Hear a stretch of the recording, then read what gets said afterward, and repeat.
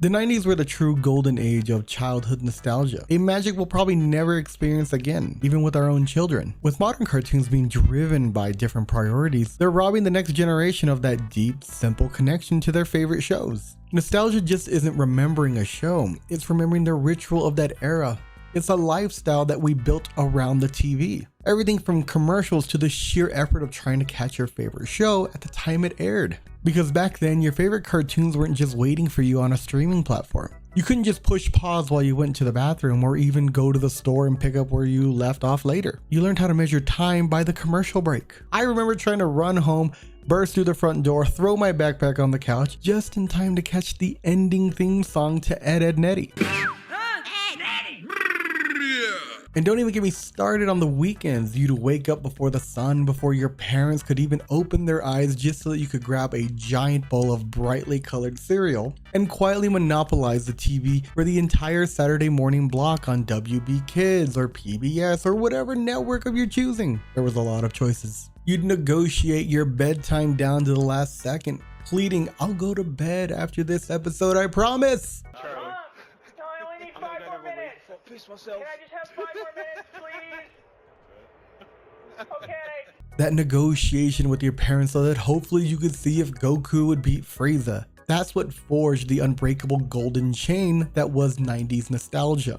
These shows weren't just popular by accident, they were masters of range. The storytelling wasn't only fun, it was deeply thought-provoking. The golden 90s gave us episodes that covered every corner of every genre, like Invader Zim, Doug, Batman, and Courage the Cowardly Dog. I don't even know what category to put that in, it was really weird.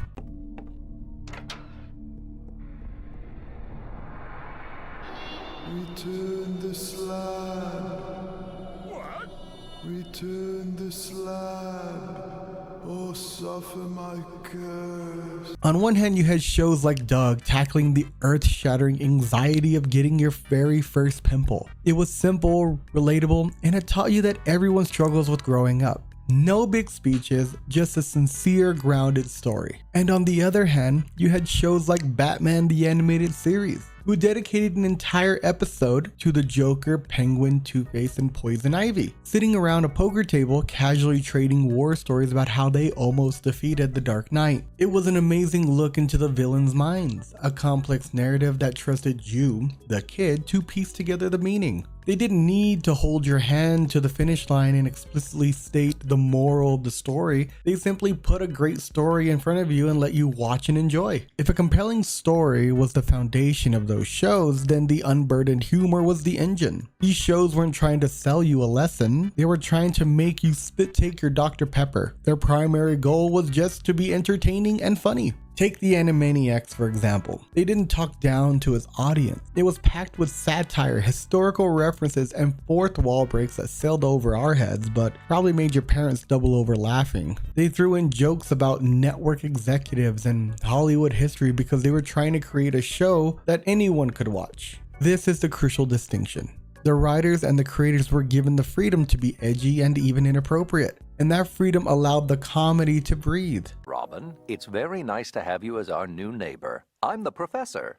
Yeah, he made us in his laboratory by accident. Well, what can I say? Don't worry, Professor. I was an accident too. Their only mission was to land a joke, not to preemptively avoid a Karen losing their mind or pushing a social narrative. That purity of intent, the humor first, and that never agenda approach is what makes those memories so comforting today. They remind us of a time when entertainment didn't feel like a lecture. And when you lose that pure, simple joy, you sacrifice the very ingredient that builds the strongest kind of nostalgia. This is how the Golden Age was formed. In the pure ambition to entertain.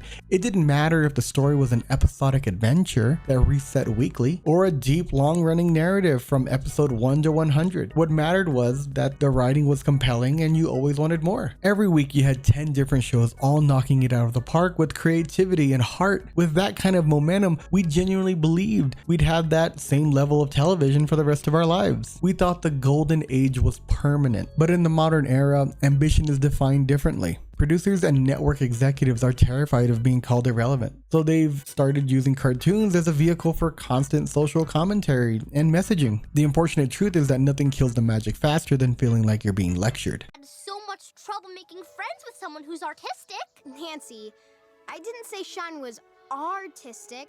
I said he was autistic. Oh. Their purpose shifted from entertainment to ideology. Thanks for watching, and don't forget to like, comment, and subscribe, and let me know what kind of video you want to see next. I'll see you guys next time.